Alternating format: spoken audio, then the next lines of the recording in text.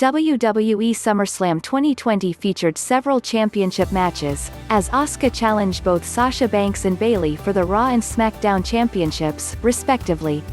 The main event saw Braun Strowman defend the Universal Championship against The Fiend while Drew McIntyre defended the WWE Championship against Randy Orton. Friday's broadcast of SmackDown garnered 1,643 million viewers. 714, 159 views down from 15, 671, 457 11, 204, 516 views down from 9, 440, 966. There's no way Asuka's losing twice, which means this angle will end in a lose-lose situation. Either Asuka loses twice, or Sasha Banks and Bayley chart their course for a split. This was the perfect ending given I fully expect Sasha Banks to lose due to Bayley. Having said that, splitting up these two would be a mistake. Though this feud centered around Montez Ford being poisoned, every time he's been back the announcers have praised Montez Ford for not losing a single step. On a card filled with strong feuds and long-term storytelling, this match stuck out like a sore thumb. Mandy Rose making liberal use of the V-trigger throughout this match made the ThunderDome feel like the TokyoDome for a second.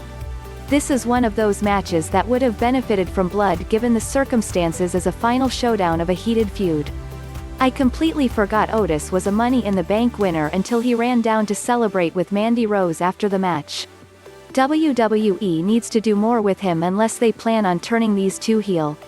Who knew Seth Rollins, who walked out wearing ring gear that was a tribute to Rey Mysterio at Halloween Havoc, would make such a phenomenal troll?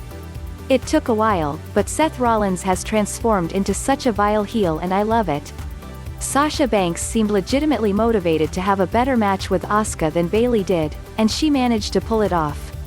Though Asuka was being used as a backdrop for a larger story being told, it needs to be acknowledged that she just had the same amount of great matches in one night than most wrestlers have in a year. Both men bled in this match and both times it happened the hard way.